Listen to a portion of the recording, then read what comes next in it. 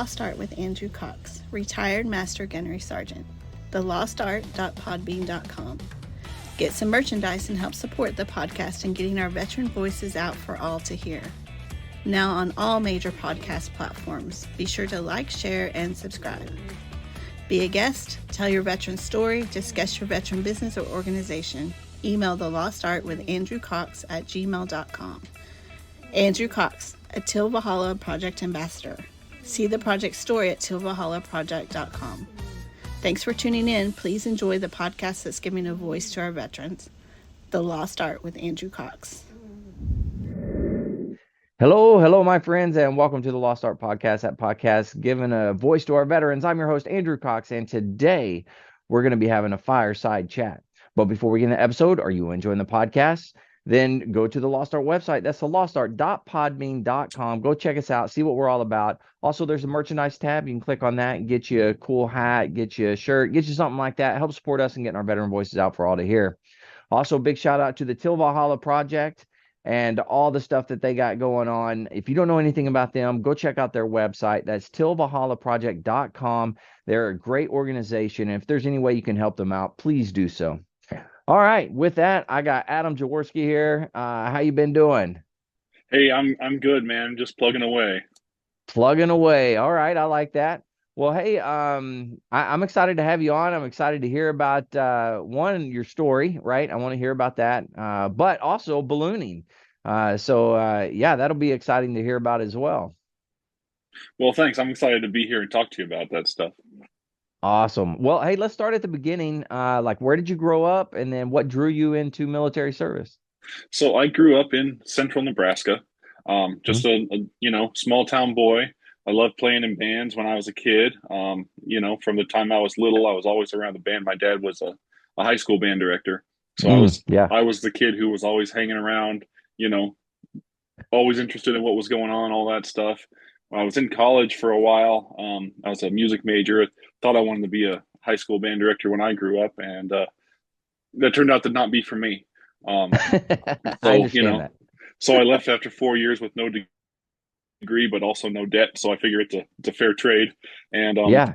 joined the Marine Corps and spent 7 years playing in bands there, and I had a great time doing it and met a lot of good people. Yeah. Well, let's talk to me about once you signed the contract, you joined up. Let's just kind of walk through your whole time in the Marine Corps. So you join, you go to boot camp. So tell me, what was your impression? How did that work out for you? Let me tell you something about boot camp. I hated it. I hated every minute of it. It was so foreign to my experience and to what I was looking for out of life. But it was Yeah, like I just had to keep telling myself, man, it's 12 weeks, and yeah, before long it's 11 weeks, and before long it's 6 weeks, And so as that's much right. as I hated it, and as much as I still wish there's a lot of stuff there that I still wish I could forget about, because there just wasn't a lot of positive times in it for me. But you know what? Right. It's over, and you don't have to go through it again. That's And right. so Yeah. that's like lesson number one of the military, right? Like Yeah. no matter how bad it is, you can do it. You can get through it. Yeah, and that's the way it should be. I don't know about you, but for me, I lived chow to chow in boot camp. I mean, it was just try to make it from one chow to the next. Yeah, for me it was every day. At Yeah, the end of the day, when you'd get in bed, you'd be like, okay, there's another day that's over. Now we're yeah, gonna move on to the next one. very nice. Now, is there anything specific that kind of stood out to you in boot camp, whether it be good or bad? Well, I tell you, I thought I was going to really like rappelling. I was actually thinking about this the other day. I thought rappelling was going to be cool, and then that I didn't like. Um, I had never really used guns before, never fired a Yeah. rifle or anything like that. So that was a stressful experience for me. But I was really Hmm. successful. I qualified expert out of boot camp, and so that Yeah. was pretty neat. Um, and I really think that the turning point was when we did the confidence course. Where you're climbing over like the big giant walls and everything Yeah. else, and like, and I could do that stuff even though I thought that I couldn't. And so then I was like, well, maybe I can do this stuff. Maybe I can be successful. Very nice. Yeah, that is one of those things is a gut check for sure. Especially, you're in an environment that isn't necessarily good for your confidence building at first. But then getting over that, you're like, oh, dang, I was able to do that. That was really cool. So it's a good feeling. It definitely is. Definitely a feeling of accomplishment when you finish something like that. Yeah. Now, you went to San Diego then, correct? Yes, I was out there in Okay. San Diego. Yeah, that's what I thought. So now for graduation, as that was coming, did you have family come out and see you, or how did that work for you? No, we had a lot of stuff cooking at home. I Mhm. actually got married when I was on my boot leave. So Oh, okay. I had told everybody, save your money, save whatever, and I'll see you in a couple of days anyway. Don't worry about coming out to San Diego for my Nice. graduation. All right, so you left boot camp, had a mission, get home and Yeah. get married. So how did that all pan out? Well, I mean, we got married. Yeah. So it was successful in that Success. regard. Yeah. Yeah. Um, and then I ran right off to MCT, and I didn't see my wife again until probably 6 months after that. Oh, So wow. yeah, it wasn't easy. Hmm. Especially when I was at my the music school in Virginia. Man, that Yeah. was that was rough too, because it was like, you know, now you're still in this intense training environment, and then Hmm. I started thinking, well, God, I'm still all alone out here. I still Yeah. my wife still isn't here. I still don't have a whole lot of friends. But Yeah. it, Yeah. it's the same thing. You just gotta stay focused on your mission and get Oh, to yeah, it. for sure. And the benefit there, of course, is that I can play in the band, and so Yeah. that at least a couple of times a day, there's something I could look forward to. Yeah, absolutely. So what was the reasoning that she didn't come out to Virginia with you? Well, we had talked about that, Yeah. but the other part of it was we had a baby when I was about halfway through, and Oh, so it yeah, was yeah, it was like, is she going to move across country, and then we're going to try and find an apartment in Virginia, and then 4 months from now we're going to be moving again. Like it yeah. just didn't make sense ultimately. And so my she was with my parents, and then they had a really good relationship and all that. And so she joined me That's when I good. when I came out to Camp Pendleton, my first permanent duty station. Yeah, yeah, yeah. What was going through your mind, whenever you're at the schoolhouse, you're getting orders to Camp Pendleton, 1st Marine Division, what's kind of going through your mind as you're ready for that? Oh, I tell you, when you're like a month away from graduation, and they give you this form that you're supposed to fill out, like where Yeah. where do you want to go? And so I listed the places I wanted to go, three or four of them, whatever it was. And if they would have said, where do you not want to go, I would have said Camp Pendleton.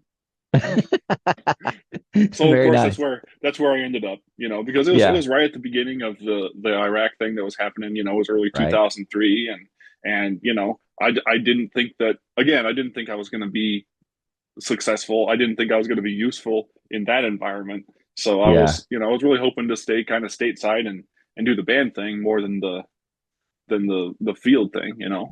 Yeah. But that's where I went, and it, So, it it was not nearly as bad as I expected it to be. I'll tell you that.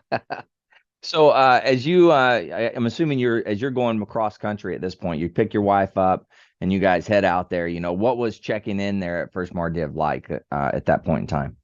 It was pretty intense. I mean, it was like I said, it was in the middle of what was going on in Iraq, so everybody on base was kind of keyed up, in a in Hmm. a heightened state of everything. When I got to the base, the band was deployed. Hmm. Um, so it was just like five of us were in the band hall, Oh, and of wow. course we weren't doing anything. We were just like, today we're gonna mow the grass, and we're gonna sweep the floors in the band hall. Oh, So wow. when the band came back from that first deployment, I think the band hall was probably the cleanest it had ever been. We had That makes everything taken sense. care Yeah. of. And the library had been organized like three times, so they were just we had five people with nothing to do. Yeah. Yeah. Yeah. So, and then how long were you there before the band came back? Probably, let's see, I got there in like late April, I think. I think the Okay. band came back in June or July. Okay. Yeah. Yeah. All right. And then what? how was that experience as they're coming back, right? They're now the war dogs, right? They're the ones that went out and did it. What was that like as they came back? I had assumed that when they came back, they were going to be, sort of hostile to me and, kind of, keep me on the outside because I was the guy who didn't do anything. First of all, when you're the new guy, there's always a lot of Yeah. trepidation, whatever the situation is. But no, everybody, welcomed me, and there was a few people that I had known at the music school, so Oh, okay. everybody was good to me. They were glad to have me, and and it was never a seamless transition when you're moving into something brand new, but it was Yeah. as good as it could be, and Right. a lot of the guys were EASing at the same time because they had either extended or whatever, and so those guys I didn't know well, but there was plenty of people that you know were, like I said, they were glad to have me, and they just welcomed me right into the fold. Yeah, absolutely. So kind of talk about your experiences after that, while you were at First Mardiv, with the band. Like, where did you go? What did you do? Performance wise or anything else? Sure. So the first division band, I think they did about 90% of their commitments on bass. Hmm. I had, all I knew of the Marine band when I joined was the President's Own in Washington, and they're traveling all the time and doing all this super cool stuff. But Yeah. when you're in a division band like that, it's today's a change of command, and tomorrow's a retirement. And then Hmm. Wednesday's another change of command. Yeah. So you get really, really good at doing change of commands and retirement ceremonies. And a little Yeah. concert here and there, and maybe a street parade here and there. But it's almost all ceremonial, and there's nothing wrong with that. It's a different thing. It wasn't what I was used to doing, but Yeah. a certain routine and rhythm of it. So that was nice. Hmm. Yeah. And a lot of gigs too. Sometimes up to 3 gigs a day type of deal, Yeah. ceremonial wise, especially during the summer. I think I Uh, kept track one year. I think I did over like 120 performances or something like that. no So kidding. that Wow. was, yeah, it's a high tempo, but Hmm. you just gotta throw yourself into it and just do it. Yeah. Yeah. It keeps you busy, right? Definitely. So Yeah, the three yeah. years I spent there went pretty fast. Yeah, yeah, yeah. All right. And then now you went on the second deployment. So kind of talk me through how that all went, like hearing about it or finding out that, hey, they're deploying. So tell me about like what was going through your mind, your wife's mind as well, as that was Yeah, happening. yeah. So well, the wife during the second deployment kind of ceased to exist. We got divorced not long after we came home. Oh, Um, okay. so you know, I always said there should be a medal. Like if you get shot, you get a Purple Heart, right? There should Yeah. be a purple diamond or something if your marriage falls apart because of your service time. A lot of us would Yeah, have that. that's true. Yeah, yeah. Yeah. It But happens. Yeah. yeah, I it was an intense experience. We rolled out. I think it was early February when we left, and it was Yeah. late one night, and I had a couple hours before we left. Some people remember this. I remember it very well. I actually got in a car accident. I plowed into the back of an MP. So Yeah, yeah, yeah. and so here I left my wife with a 1.5-year-old kid in a banged up car, and I'm like, oh, I'll see you in 7 months, babe. Good luck. So Very nice. and we rolled that first night. Flew into Kuwait, I believe. Hmm. We spent a few weeks on a base in Kuwait, just acclimating to the tempo and the climate and everything else. And Hmm. from then we had this big convoy rolled up into Ramadi is where we spent most of our time there. And Yeah, that was that's right. yeah. And if you've never been in that environment before, done anything like that, it's a whole different thing, man. It's Yeah, yeah, yeah. So as you're we did the convoy up was, I don't know for you, but for me, I was freezing cold that whole freaking it convoy. was freezing. I couldn't even believe it got that cold. But man, it was ridiculous. But we get up to Ramadi, what was kind of, as we're doing that transition and we're going into the roles of security and stuff like that, uh was that an easy thing for you to do, like mentally and physically and all that type of stuff? I really took to the security role. I really enjoyed that. We were Hmm. sitting in the guard tower for 4 hours at a time, and I like that. I thought that was, Yeah. to me it was an easy thing to do. I Yeah. didn't like, it was 4 hours on and 8 hours off and no days off for months at a time, and that so it Yeah. was a grind, but the actual work to me was okay. Like all you're doing is Yeah. you're just sitting there and watching and making sure nothing crazy happens and talking on the radio to the guy in the next tower and whatever, and like that Yeah. Yeah. that really made sense to me. I enjoyed that part of it as much as you can enjoy that. Yeah. True. Yeah. Yeah. Yeah. It's a good point. Now, did you have any incidents as far as because we did get hit with mortars and rockets, stuff like that quite a bit. Did you personally have any experience with those types of things? The closest I got, I was in a tower with well, there was a couple of incidents, but I was in a tower with a big open field behind me, and they Mhm. were they were playing soccer or football or some darn thing. Yeah. And all of a sudden we had mortars come in on a kind of basically a daily basis, but Hmm. there was a couple that landed right in the middle of the soccer game, and so that Yeah. was that was pretty intense there for a while. I mean, I think a couple of people got hurt. I don't remember exactly. Yeah. There actually, I think there was quite a few that got shrapnel. Nobody got killed or anything, but No, so that was yeah. that was very fortunate considering that there was that many people in an open Oh area with yeah. nowhere to hide. So Yeah. Absolutely. yeah, that was a rough day. There was another time. It was first thing in the morning, and I was just sitting there with my buddy, and all of a sudden this pickup pulls up right outside of the position. We're like Yeah. 100 feet away from the road. This pickup pulls up with this big square covered load in the back, big rugs and blankets over it. Had no idea what was in there, and the two guys got out and just took off running. And Oh my God. and we were sitting there like, is this going to be an IED? Is this going to be some kind of an ambush? Like, what's going on? So I got the machine gun. I think it was a saw in that tower. Might have Okay. been a 240 Golf, but so I was on the machine gun. I'm sitting there pointing it at the truck, and I'm like in my mind, I'm telling myself, well, if the truck explodes, shooting it isn't going to do any good. But Yeah. I couldn't bring myself to not point the machine gun at the truck, so I'm just sitting there, just waiting. Oh man. But nothing happened with it though? No, after about 15 minutes, the couple of local Iraqi police pulled up, and one of them got in the truck and they drove it away. So we never Oh found wow. out what Yeah. was going on with that. Whether they called the police and said, "Hey, something happened to our truck. I need somebody to go pick it up." I don't know. Never heard any Yeah, more about yeah. it. But that was a real pucker factor moment. Oh, for sure. Yeah. Yeah, that's a time that you definitely don't want to happen, right? That's horrible. Stop right in front of you and you're like, "Oh no." Yeah, And then and they nothing take you off can do about running. it. Yeah. Yeah. Yeah, yeah. Good times there, man. So, what was your overall, when you look back on that deployment and everything? What were some of the, I guess, lessons learned or some things like that that you pulled out of it?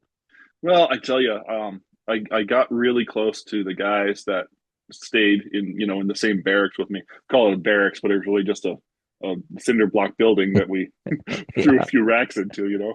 But yeah. yeah, we got really close to each other, and but most of us still keep in touch in some kind of a way. Um, Hmm. and unfortunately, it feels like the end result of that whole campaign has not been what we wanted it to be. Um, Yeah, true. and and like I said, that's unfortunate. And I Yeah. wish that it was different, but I feel like I did my part. I did what I was asked to do, and Hmm. when I left, we were winning. That's what I tell people. I don't know any more than that, but you know, That's a obviously good way of decisions putting it. Yeah. decisions were made above my pay grade that I don't Yeah. necessarily agree with, but it's not my call. Yeah. Yeah. Yeah. Good point. Yeah, we're there to do a job, whether we agree with it or not. That's what we do. And so it's the way it works out in the military, I suppose. Exactly. Yeah. Okay, so and then you were over there for what, 7 months, right? Yeah, we were there about 7 months. We Okay. came back, like I said, we left in February. I think we came back in early September, maybe mid September. Okay. And then once you got back, of course, you were saying, things didn't work out so well with the marriage. No, So kind of talk through a little bit of that, if you don't mind. oh man, I tell you, it was brutal. I came home the first night, and came home. She had moved to a different on base apartment while I was gone, and so had to learn Yeah. the way to the new place and trying to learn the way around the new place. And I'm like, God, it's so good being home and hugging my kid and all that stuff. And then Yeah. you know all of a sudden she just drops the bombshell like, hey, I don't think we should be married anymore. And I was, that was a real kick in the head. It's Yeah. a hard thing to deal with. hmm Yeah, for sure. And then at that point, was it an easy like transition separation, or was that kind of difficult? There was a lot of animosity, a lot Yeah. of anger and hurt feelings, and it didn't make it easier that neither one of us had the financial means that we could separate. So we still lived together for like a year, while we were Yeah. going through that. In fact, we used to drive to court together, and all the attorneys thought we were nuts, but we did, and we made it Yeah. work. And no matter how angry and upset we were with each other, we just hmm always said we're not going to let our child know this. Yeah. All in and my kid is 21 now, and Oh probably my doesn't have gosh. any probably doesn't have any memories of that, but Yeah. would say, all I know is that you and mom love me, and Yeah. that's all. That's what it is. It's the kids. Yeah, absolutely. And that's awesome that you guys were able to do that, Not every relationship ends up like that, that's for sure. No, I've seen a lot of hmm things that situations that get way out of control and out of hand, Oh yeah. and it's too bad. Yeah, yeah, agreed. Okay, so you moving forward, and how much longer were you in the Marine Corps at that point, after Well, that? yeah, so I in 2006 Uh-huh. I transferred to Albany, Georgia. I was in the band there for three Okay. more years, and that was a Okay. whole different experience down there. Yeah, so talk to me about one, the differences, right, from the first Marine Division to now a what is it, supply depot down there. But talk about the differences there, and then what the operational tempo was when you were there. Yeah, so I mean, like I said, being in Albany was a whole different experience from Camp Pendleton. Yeah, yeah, yeah, There's for sure. there's only like, I don't know what, maybe 100 Marines on the base there. It's this Oh it's a wow. big it's a big sprawling piece of land, but it's almost all civilians who work there. No kidding. There's Wow. there's like an admin shop that does a bunch of paperwork, and there was the band, and that was about it. And everything else, you had you know all kinds of supply people and hmm experts. So what Albany is or was, I don't know if it even still exists, but what they did was whenever the Marine Corps would buy equipment for the East hmm Coast, whether it was vehicles or uniforms or packs or whatever, it would come to Albany, hmm and then they would do whatever modifications were needed. As far as they had a huge shop where they put armor on vehicles, and we Right. got to Yeah. tour that one time, and it was really cool. Hmm. But everybody there who does all that work is all civilians. But you'd drive around, and you'd see just nothing but big parking lots full of trucks and Humvees and everything else. Yeah. Yeah. So there was a lot of stuff happening, but none of it involved us. Um, hmm so we had a really nice facility down there for the band, um, and it was just kind of a isolated experience. Isolated from the rest of the Marine Corps. We would Yeah. we Yeah. would Yeah. meet up with the guys from Paris Island every once in a while. We would do something together or whatever. But Yeah. it was, a lot of people might consider it the armpit of the Marine Corps. It's just not a. It's just a different thing. Um, Yeah. but the thing I liked about that job was that we did a lot of traveling there. hmm All the way up and down the East Coast and as far west as Texas. Any Yeah.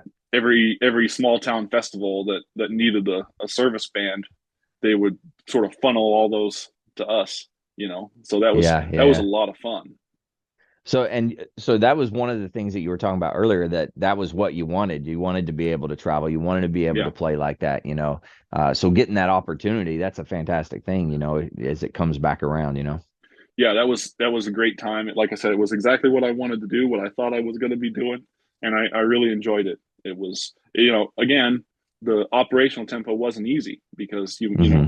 you might work 3 days this week, and then we're going to spend 4 days on the road someplace, Yeah. and you know, so it wasn't necessarily easy. It was a lot of hours and a lot of work, but we had a really good time. We had a really good band down there. A lot of good people, a lot of good players.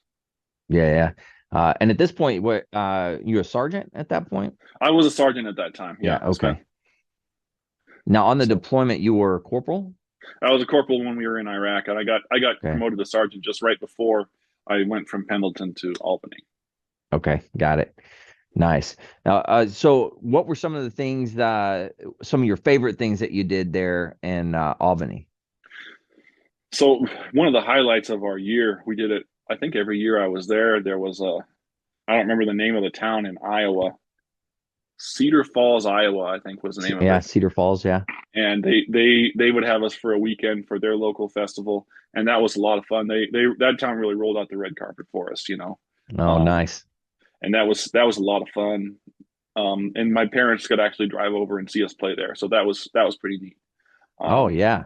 we did That's the pretty close to your hometown there. I mean, how Yeah, it was far hour wise it was like a driving? 4 or 5 hour drive from mom and Yeah. dad. They were able to come out and see us, and that was very meaningful for them. Hmm. Um, and we did a couple of years. We did the Pro Football Hall of Fame deal. Oh, nice. So they would, Yeah. for the weekend when they're doing the enshrinements, and so we were in the parade, and you'd stand at the end when you're done, and you'd see like John Madden came by in his bus, and all those old guys, and that was really cool. Getting to go Yeah. through the museum up there, that was definitely a highlight. Wow, that is cool. I've never been there, so someday I'll get up there. Yeah, Canton is something to see. Yeah, yeah, yeah. Yeah, that's really fun. Um, looking back at Albany as well, but over your entire Marine Corps experience, you know, because you got out after Albany, is that right? Yeah, yeah. So I Okay. did 7.5 years, give or take. Okay. So over your whole Marine Corps experience, as you're looking back at it, you know, what types of things, positive or negative, that you took from it, right? Lessons learned and life lessons for, anybody that's out there, anything like that. Well, the big thing that I look back on is the lesson is about diversity. Mm, I mean, and like I said, I grew up in South Central Nebraska, so yeah. there was an awful lot of white middle class folks who saw things in a lot of the same way. And Yeah. so being in an environment with people of all races from all over the country, Hmm. some people grew up with nothing, and some people Yeah. grew up pretty well off, and you it was really interesting to see those different perspectives and hear all those stories, and Yeah. everybody we all kind of have different things different that motivate us and that kind of make Hmm. us tick, but when we all work together to get something done, we can make some pretty amazing things happen. So that, to Yeah. me, that's what my service lesson was. Yeah. That's a good lesson too. I really like that. Okay, at this point, you get out of the Marine Corps. Uh, Talk to me about post Marine Corps. Like, where'd you go? What'd you do? So I moved to Omaha. I was a single dad by that point. Okay. My ex-wife had passed away while during my time in Albany, so that's a whole different story. But Okay. so by this time I was a single dad raising a 6 year old on my own. So I Mm, knew I was going to need help wherever I yeah. was. And my brother and sister had both moved to Omaha, the sort of the big city in Nebraska. Yeah. So I moved up there. I had applied for police forces. All the Omaha's sort of like I said, the big city, and then there's all the Hmm. suburbs and sort of outlying areas. A lot of them have Right. their own force. So I applied for every place, and I just said, hey, whatever's the first offer I take, that's where I'm going to work. Um, Yeah. so I was on my terminal leave, so I had like 60 days of where I'm not doing anything, but I was still pulling a paycheck. And so that was nice. And, Right. just moved into an apartment and I was just sitting there waiting. And it got pretty brutal just looking at the walls for that long. Yeah, I imagine so. Yeah. And it was one of those things that if something doesn't start to happen pretty soon, I'm going to have to think about, swallowing my pride and looking for something different. Yeah. And so yeah, I moved here in August of 2009, Hmm. and in November, right before Thanksgiving, I got the call that they were offering me a job with the Omaha Police Department.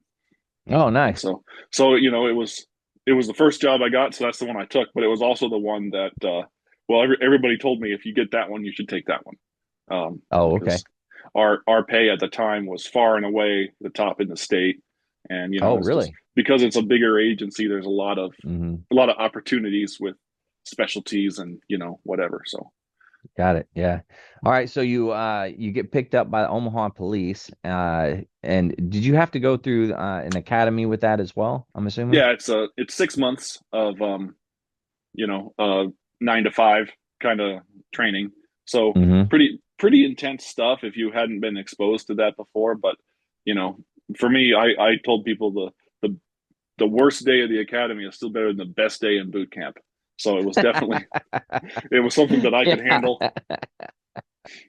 Oh, that's funny. Uh, so yeah, so talk to me a little bit about going on the police force. Like, how was that for you? Was it good experience, bad experience? Tell me a little bit about it. Well, it's again, it's a diverse experience. Omaha's a really diverse city, Hmm. and there's depending on what part of the city you're stationed, you have different experience, different people that you deal with. Yeah. But and I've learned that it also the shift that you're on makes a big difference. So Oh, yeah, yeah. when I first started, I was on the evening shift. I spent most of my career there, Oh, wow. and so you start out writing a bunch of accident reports because rush hour. People are having crashes all the Oh, time, yeah. and then as the sun goes down, then things really start to kind of heat up, and you have. I think I dealt with pretty much every kind of call that you could imagine in No any kidding. city. Wow. Yeah, so I've been doing that for January will be 15 years I've been on. Oh, wow. So you're still on the same force. Yep, I've been Okay. promoted to sergeant on the police force, so I'm in Nice. charge of a crew of 9 junior officers, and Okay. a lot of them are brand new, and so Yeah. they're learning and they're learning fast and they're doing a good job. Very cool. So now, what's the big difference now that you're a sergeant, right? Kind of what's the difference in responsibility? Like, what are you doing? So as an officer, you're in charge of yourself. Hmm. I was just in a cruiser taking, somebody would call 911. The dispatcher sends me to go deal with that call. So Right. you're on that call and you're handling that call and pretty much nothing else. But as a sergeant, now I'm not taking the calls anymore. I'm in charge Hmm. of these other 9 officers. So I've got to make Right. sure that you know that they're getting their paperwork done, that their training needs are handled, and Mm. also that I got to run out. I try and go to calls when I can, not to Hmm. not to handle anything necessarily, but I'm Yeah. just there to watch and see how my guys are doing. And Yeah. Yeah. so Yeah. it's a lot more supervisory and a lot less hands-on than it was as an officer. Got it. Yeah. So I got a question. Over time, especially as a police officer, like obviously things have changed. One, social media, there's so much more readily things available for people to look at and stuff. But I've seen a rash of like individuals basically telling cops, this is what you can and can't do or whatever, stuff like that. Do you run into any of that? So yeah, I mean there are definitely, there you got instigators, people who are out there just trying to cause problems to make you look bad. I mean, Yeah. and but you also have a lot of people who, kind of street lawyers, ones who just Yeah. want to argue about everything. And the sort of the peak of a lot of that stuff was in 2020, 2021. Yeah, and we had a lot of, not a lot. We had riots here in Omaha, not as bad as they had in some other places, but Mm. we definitely had some violence and some late nights and some long nights. Yeah, You know, yeah, yeah, and so that same time was when the sort of negative attitude toward police really peaked. And like I said, yeah. it's still out there, and it depends on which community that you're talking to, but not Right. nearly as bad as it was at that time. Wow. That's absolutely insane that it, got that bad, but I thank goodness nothing really happened to you, or at least that I know I'm aware of. But there's a lot of crazy stuff going on during that time. It was, and like I said, I know it was crazy all over the country. You know, we had our share, but thankfully not near as bad as other places. I came out unscathed, and most of my most people I work with weren't harmed. Well, I don't know anybody who was seriously injured in it. So Yeah. sometimes that's the best you can ask for. Yeah, absolutely. Yeah, yeah, yeah. So a lot of military folks that get out, they go to be a police or highway patrol, something of that nature, right? Would you still recommend veterans to do that? It's a really good career. Um, Hmm. it definitely has its challenges, like anything else does. Um, Yeah, but the sort of the skill set that you learn in the military, it transfers over quite well. Um, and a lot of agencies give hiring preference to military veterans, which I'm okay. sure that a lot of private employers probably do too. Um, Yeah, so there's a lot of things that work for us in the industry that I'm in. yeah. I would assume it's I won't say necessarily an easy transition, but coming from military going into that, there's probably a lot of the same attitudes or the same way of doing business. Yeah, a lot of things transfer over really really well. Very It's good. it a lot of the same things. Hmm. Sometimes things suck and you just have to do it anyway. Yeah, that's the way it works in life, I suppose. All right. Well, hey, talk to me about now. How did you get into ballooning? Okay, so very very common question. I get that a lot because it's not the Yeah. kind of thing that most people just sort of happen into. Um, Hmm. so if you go back in time, early '70s, the Hmm. first balloonist in Nebraska. I think he started flying in 1972, and he Oh, he wow. went on to win. I won a couple of different national championships. I think still holds. I think 3 world records, and Wow. he was a heck of a guy. People, every balloonist who's been around for a while knows him. Yeah. He's my You said he's your dad's older dad? brother, Rich Jaworski. No, my dad's older Oh, brother, wow. my Yeah. my uncle. So Holy cow. so when I was a kid, my dad used to work on his ground crew quite a bit, and I always thought that it was the coolest thing in the world. Um, I same as the band, right? I was always hanging around Yeah. whenever I got a chance, and so when I was moving up here, he he called me one night right before I rolled into town and said, "Hey, I hear you're coming into town. Would you want to come and help me out on the crew?" And I said, "Hey, I would love to. And in the meantime, in the short term, I've got no job, so I got plenty of time." He said, Yeah. "Well, in the short term, my crew chief sprained his ankle, so I need lots of help." So that's when I started working on the crew, pretty seriously and pretty regular. And Yeah. I did that was 2009, Hmm. and I started as a student pilot in 2017. So for those eight Oh, years, wow. I did a lot of crewing. And Okay. when I decided I wanted to learn to fly, I was really honored. I was Rich's last student pilot before he retired. Oh, no kidding. Wow. Yeah, so that was a Now, pretty neat thing, pretty special thing. yeah. Talk to me about the process of that. Like, how do you become a pilot? So there, by the FAA, you have to have at least 10 hours of flight time. So most people end up around 12 to 15 hours. I think after 12 hours is when I went over and did my test. So you got to have the flight hours, and there's a written test that you have to pass, and then you have to go and have a flight test from the the acronym is DPE, Designated Practical Examiner. So he's just Mm. like the guy at the DMV that rides with you when you get your driver's license. Same Yeah. thing. Yeah. Yeah. Same thing. Okay. So Yeah, so I got my pilot's license, private license in 2018. It was Okay. about a year and a half from my first student flight until I went and did my test. So I Wow. got that took me that long. It would have been more, but because of my job, I just couldn't schedule as many training flights as I would have liked to. Right. Yeah. Um, Yeah. Yeah. so I bought my first balloon in 2019. Okay. Bought it used from a guy over in Delaware that I met online. It's and I love it. It's a beautiful balloon. It's does a great job and does everything I need it to do. And then in 2023, I went back and got my commercial license. Okay. Now I have my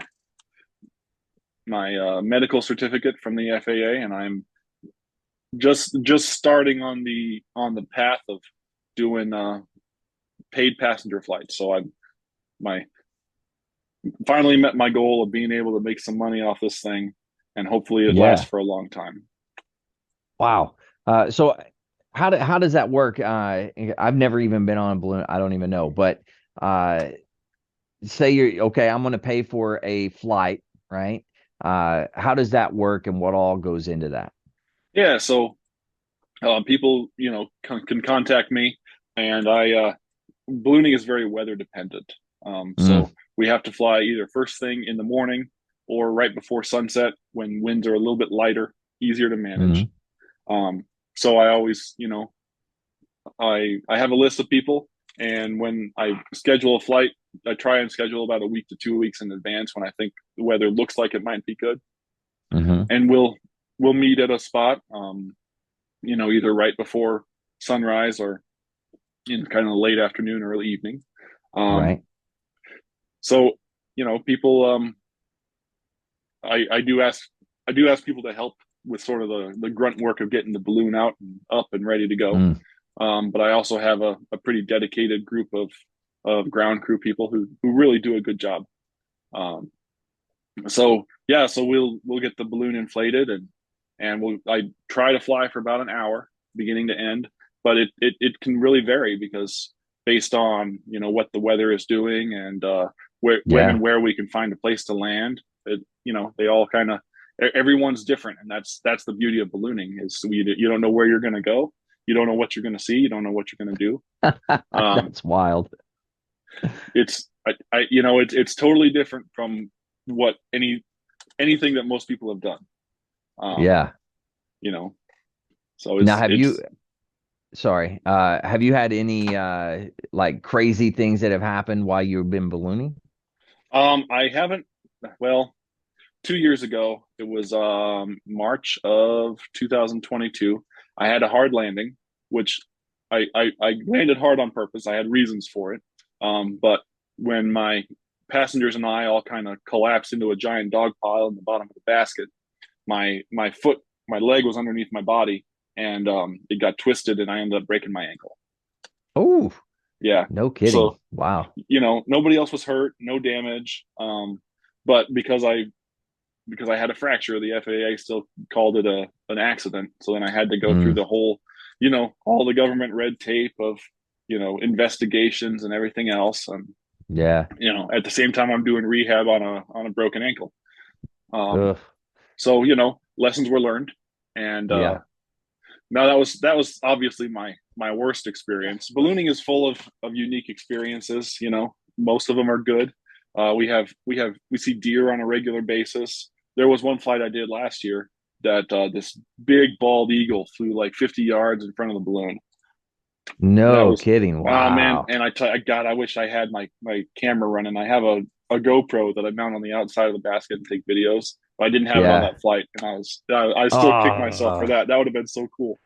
But yeah, last year in July and August, I got to do my first real big competition, the National Balloon Classic over in Indianola, Iowa. It's about a 2.5 hour drive from here, okay. and they'll have it's a big deal. If you were to compare it to auto racing, it might be like Indianapolis or Talladega. It's a Oh, big thing. wow. Um, they'll have, I think last year they had 108, 109 balloons in it. No kidding. Now I didn't compete worth anything, but I Well, wasn't expecting to. yeah. I really enjoyed going and doing it and just being a part of the whole thing. I learned a lot from it. It's so much fun. So what do you, when you're competing in it, what is the competition, if you will? Okay. So because balloons don't steer, we go with the wind. So the only way to go where you want to go is to find the altitude where the wind goes the direction that you're trying to go. I see. So Yeah. the mark of a balloon pilot is being able to navigate to a fixed point on Earth. So Oh, wow. when we fly competitions, there's usually it's a target that's out in the middle of a field someplace, and then we've all got these bean bags that are numbered. So the goal is to fly as close as you can to that target, drop your bean bag, and whoever's the closest wins. Oh, yeah. Okay. So they'll have for that event, they actually will they have a big property that the local balloon group owns, and so they'll have targets set up there and different variations on the theme, and they'll actually people will pay admission to come and sit and watch the balloons. They have a band and they have food trucks. It's a whole big thing. People Wow. really enjoy it. That is really cool.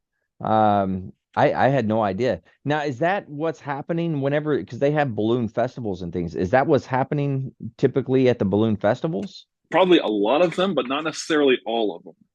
Okay. So we have a local festival here, the Nebraska Balloon and Wine Festival, that I've flown a few Hmm. times. There's no competition at all in that one. They just want people to come and taste the wine and watch the balloons take off. So No kidding. we'll all take off from the same place at the same time. We'll just fly as long as we feel like it, and then come back. And a lot of times there's a what we call a balloon glow that happens either at or after sunset, where we'll inflate the balloons and stand them up, not take off or go anywhere. But then when you light the burners, they light up like big giant light bulbs. So Oh, wow. Yeah. so people really like that. It's a good chance to get a lot of cool pictures. And Yeah. I like doing glows because if it's calm enough, then they'll let the crowd come up and people get to look up close at the balloons, and people like Hmm. that. And I like talking to people, especially kids. They always have really a lot of interest in stuff like that. So it's Yeah. Yeah. yeah, it's neat. Huh. So talk to me about your cruise. Like, how does that work? So I've got most of my crew is just volunteers, people who like balloons. My wife does a great job of she's a great crew chief. Um, Hmm. and then I have an 11-year-old who's super interested and super helpful. Um, so yeah, it doesn't take any special skill really to be on a balloon crew. But there Hmm. is a lot of sort of lifting and moving and holding onto this rope, and um, Gotcha. and then like I said, that's a lot of pilots got into ballooning that way, because Hmm. being a pilot obviously is expensive. It takes a lot of commitment, Yeah. and Yeah. crewing is not. If you can, Hmm. if you don't mind showing up, and especially early in the morning and doing a little bit of work, you can be on a balloon crew. And Yeah. it's great camaraderie, and it's good to have that teamwork and everything else. So Yeah. Yeah. Yeah. Man, that's really cool. Well, if anybody is interested, right? If I am I interested in going up in a balloon or anything like that, how do I contact you in order to do it? okay, so you can go to my Facebook page, which is called Red Star Ballooning, two words, Okay. RED space STAR ballooning. Or you can, if you're not local to Omaha, there's lots of balloonists out there who all Hmm. who will also take you, also talk to you about balloons. So you can also contact the Balloon Federation of America, which is a great organization. But um, I prefer that you go to Red Star Ballooning and check me out. Yeah. Yeah. Yeah. Yeah. And so that's Omaha area, Nebraska. Yeah, And then Red Star Ballooning, two words. And then that'll put you to his Facebook page. And then at that point, hey man, you get to go up in a balloon. yeah. I love taking people. I love showing people why I love ballooning. That's my favorite thing about it. Yeah, yeah. Yeah. And what is the prices? Like, how does that work? I'm charging $350 a person. I have a Okay. 10% discount for first responders, teachers, and active duty military. Oh, very nice. Okay. Yeah, I like it. All right, there you have it, man. Is there anything you want to leave the listeners with at this point? Or anything that we've discussed or anything else? Well, my big message is take care of people, take care of yourselves, take care of people around you. You never know when somebody needs a hand, somebody needs a boost. So thank Very you for true. having me on. I appreciate it. No, thank you for coming on and talking about it. Man, I know nothing about ballooning and now I know a little bit. So Well, it's I'll all tell you good. what, the next time you're in Omaha, you check me out. We'll go fly. All right, that sounds good. That's a deal. All right, I'll catch you later. All right. Hey, don't take off, but I'm going to do my exit here. All right, To go all the ahead. listeners out there, if you're struggling, you need help, anything like that, don't forget the VA does have some great resources. You can always dial 988, press option 1. You can text 838-255, or you can go to veteranscrisisline.net and click on the chat icon. Any of those options are going to put you in contact with somebody that can help you out. But remember, one veteran life lost is one too many. I care about you. I know Adam cares about you. The whole veteran crew cares about you. So please, please reach out for help. And if you're out there, you're not struggling, then reach out to the buddies you serve with and ask them how they're doing. If they need a helping hand, please give them that helping hand. All right, one last time. Thank you very much, Adam. I appreciate you. To all the listeners out there, stay motivated, change your socks.